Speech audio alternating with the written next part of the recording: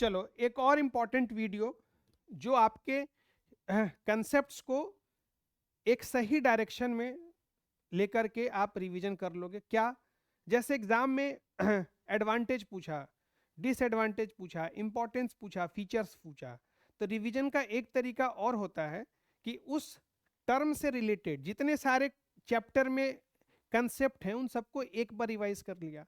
For example यहां जैसे कि देख रहे हैं कि सबसे पहला प्रोसेस रिलेटेड क्वेश्चन, मतलब एग्जाम में प्रोसेस लगा के कहां कहां से क्वेश्चन पूछेगा। केस स्टडी में भी पूछ सकता है कि बताओ यहां कौन सा प्रोसेस फॉलो हो रहा है। तो कौन सा प्रोसेस फॉलो हो रहा है में यही 9 चीजें आएंगी। ये तुमको दिमाग में लगा लेना है कि मैनेजमेंट प्रोसेस है या प्लानिंग प्रोसेस है, ऑर्गेनाइजिंग प्रोसेस है, स्टाफिंग है, सिलेक्शन है, मोटिवेशन है, कम्युनिकेशन है, कंट्रोलिंग है, ट्रेडिंग प्रोसीजर्स है। क्लियर है बच्चों? उसी तरीके से डिफरेंस रिलेटेड क्वेश्चंस, हाँ, अंतर वाला अगर क्वेश्चन पूछेगा, जैसे एक डिफरेंस वाला पूछा था ना कि बताओ 4 बेसिस के आधार पर डिफरेंस बताओ, तो डिफरेंस वाले कौन कौन सी चीजें हो सकती हैं? Principle of pure science and principle of management, ये वाला, इसको थोड़ा सा इंपॉर्टेंट मार्क कर दे रहा हूं, IMP. Unity of command, unity of direction, ये इजी होता है लेकिन चांसेस कम रहता है पूछने का। इजी का मतलब कि रिवाइज कर लेना है, कहीं पूछ दे। ठीक है। फ्यूल और टेलर के प्रिंसिपल में क्या डिफरेंस है? तो इसका डिफिकल्टी लेवल जो है लो, मैं यहां लिख देता हूं डी। डी का मतलब डिफिकल्ट तो है लेकिन रिवाइज करके जाना है अच्छी तरह से। तो ये 3 नंबर जो है, इसको मैं बड़ा कर लूं पहले थोड़ा सा, लो, ये भी बहुत हेल्प करेगा भाई साहब कि तुम्हारे एग्जाम में डिफरेंस से रिलेटेड कौन कौन से कंसेप्ट हैं उन सबको इकट्ठे एक जगह कर दिया है। ठीक है। तो फ्यूल और टेलर का डिफरेंस एक बार देख लेना। पॉलिसी और प्रोसीजर में क्या डिफरेंस है? ये इजी है। इजी का मतलब कम चांस है पूछने का। रूल और मेथड में क्या अंतर होता है?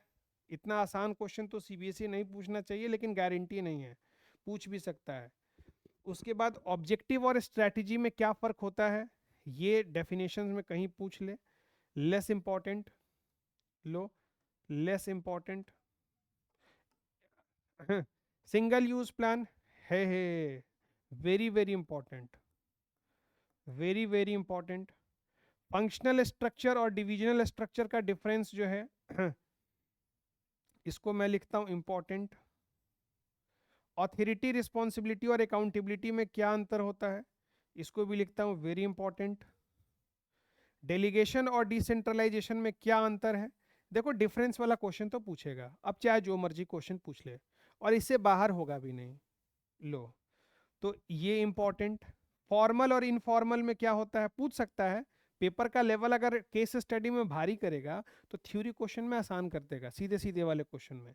तो फॉर्मल इनफॉर्मल, ये भी डिफरेंस एक बार देख लेना। रिक्रूटमेंट और सिलेक्शन में क्या अंतर होता है? ये डिफिकल्ट क्वेश्चन में माना जाता है लेकिन इंपॉर्टेंट है। Difficult but important. वैसे डिफिकल्ट क्यों है यार, आसान है। रिक्रूटमेंट क्या होता है? एक स्कीम है एक तरह का कि भाई जितने लोग हैं जो चाहते हैं वो अप्लाई करें, उसमें से हम फिल्टर आउट करके सेलेक्ट करेंगे। फिर भी एग्जाम में पता नहीं चलेगा अगर नहीं पढ़ के जाओगे। तो रिक्रूटमेंट और सिलेक्शन का अंतर देख लेना, इजी है बट इंपॉर्टेंट है। ट्रेनिंग और डेवलपमेंट में क्या अंतर होता है? इंपॉर्टेंट। जो डिफरेंस तुम नहीं भी पढ़े होगे अभी तक, इस चीज को मैं दिखा रहा हूं कि तुम रिकॉल कर लो उस चीज को, और इन डिफरेंस को जरूर देख लेना। On the job training, of the job training, very very important. कई सारे सवाल इससे देखने को मिले थे और मिल भी सकते हैं। Internal source of recruitment and external source of recruitment, हाँ, इंटरनल सोर्स वाला क्वेश्चन भी, ये भी इंपॉर्टेंट कैटेगरी में है, इसको भी रिवाइज कर लेना।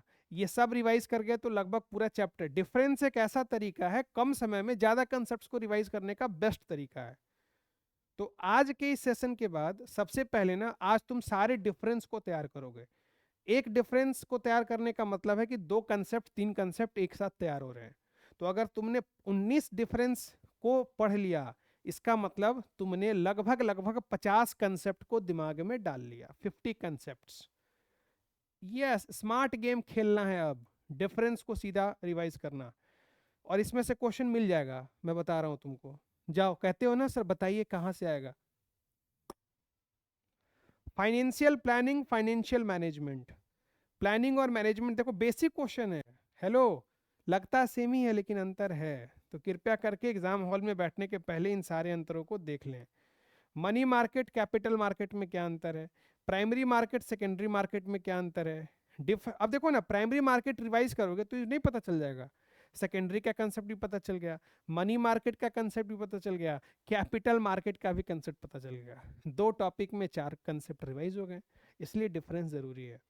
डिफरेंट मार्केटिंग मैनेजमेंट फिलॉसफीज, ये भी important, very very important difficulty level के हिसाब से।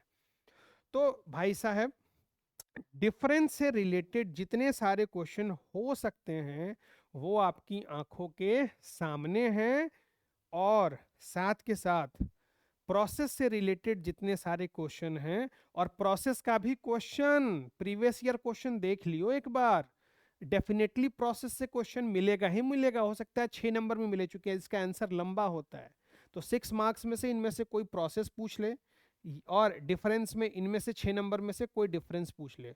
जो जो वेरी वेरी इंपॉर्टेंट लिखा है कृपया करके उस पर पूरा फोकस करें, पढ़ना सबको है, इंपॉर्टेंट और वेरी इंपॉर्टेंट को ज्यादा पढ़ना है, और लिखने की भी प्रैक्टिस करनी है। हाँ हाँ, दोनों बच्चों नजर नहीं आ रहे, फटाफट। जो लोग भी इस वीडियो को बाद में देखेंगे कृपया करके इन सारी चीजों को जरूर आप रिवाइज कर लो, सबसे पहले यही करें। क्लियर है?